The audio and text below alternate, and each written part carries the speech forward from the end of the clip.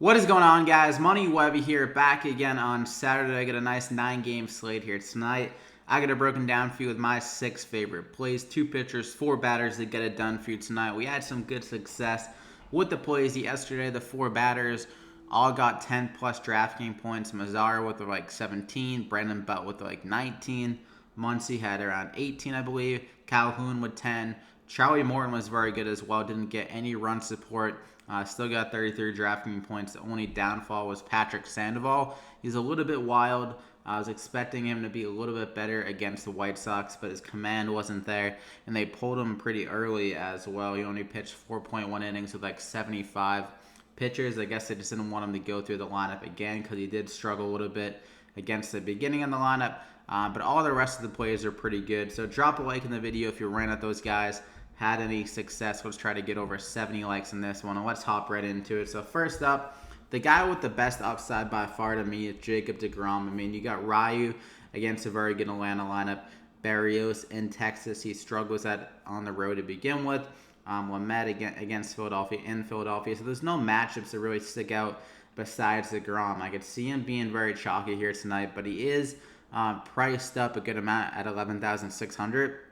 Or maybe people don't want to pay it from there because it is kind of easy to find value bats. So I'm guessing he's going to be pretty chalky here tonight. But I think he's worth it because I think he could be so much better than the next best pitcher on the slate. He has a 31.6% K rate in the year. They're only implied 3.2 runs. And this Royals lineup just isn't impressive to me at all.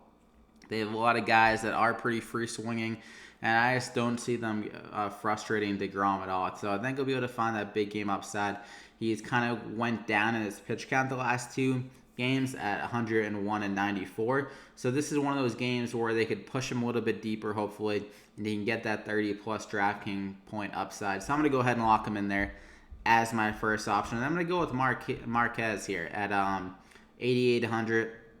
I think he's worth the price tag. A very good matchup here. He's been pitching very well himself. Besides that tough matchup against Houston, 29, 32, 26, 22. The last 4 out of 5 games. That negative 16 was not great against San Fran, but maybe a little bit of a wake-up call. This guy is very good stuff. I'm not really worried about the fact that it's in Coors Field. I mean, he is very comfortable in Coors. He was good here last year. He's definitely been worse this year, obviously, as you can look on the splits.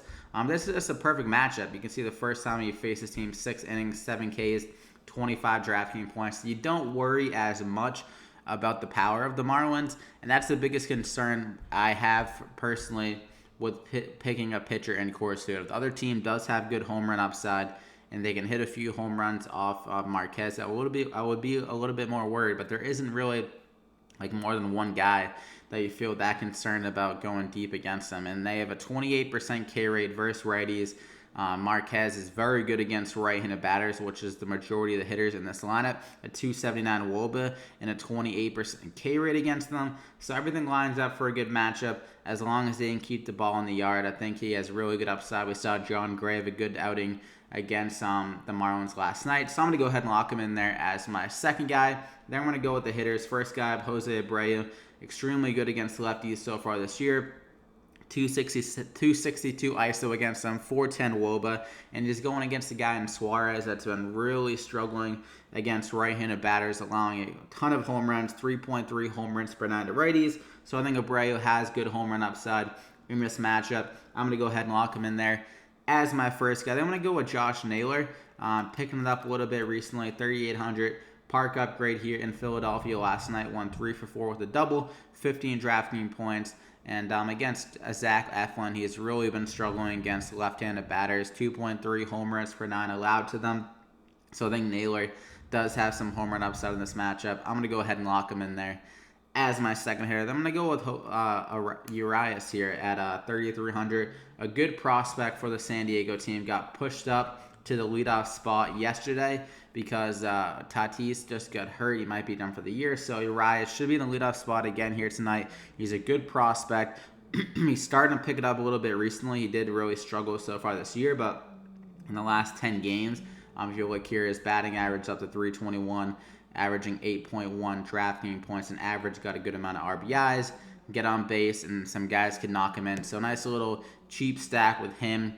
and Josh Naylor at 3,300. It's a really good price tag for a leadoff guy with good upside and good ability in a hitter's park. So I'm going to go ahead and lock him in there as my third guy. I'm going to go with Grisham here, another very cheap leadoff hitter at 2,900. I'm expecting him to lead off. He led off this game against the Twins. He went 2 for 4 with a home run and 25 DraftKings points.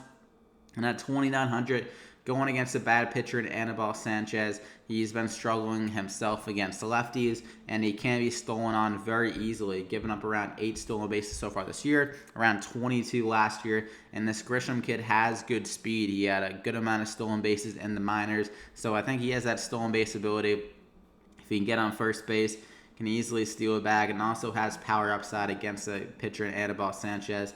So I'm going to go ahead and lock him in there as my final guy. So you have two of the best pitchers, honestly, in the slate. I think, even like without even looking at salaries, I think these guys have the best upside. And then you got Abreu, very good against lefties. Urias, the leadoff hitter.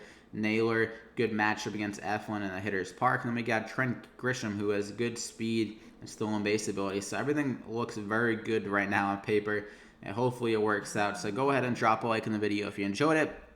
Try to get over 70 likes. Hit that subscribe button so you don't miss out on any more MLB daily fantasy picks. And you want to keep it locked here for the NFL season as well. I'll be uploading probably an early preview of Week 1 DFS picks within maybe the next week or so we can start thinking about it. Then obviously I'll update it as time goes on. But so keep it locked here, and good luck here tonight. We'll see you back here again next time.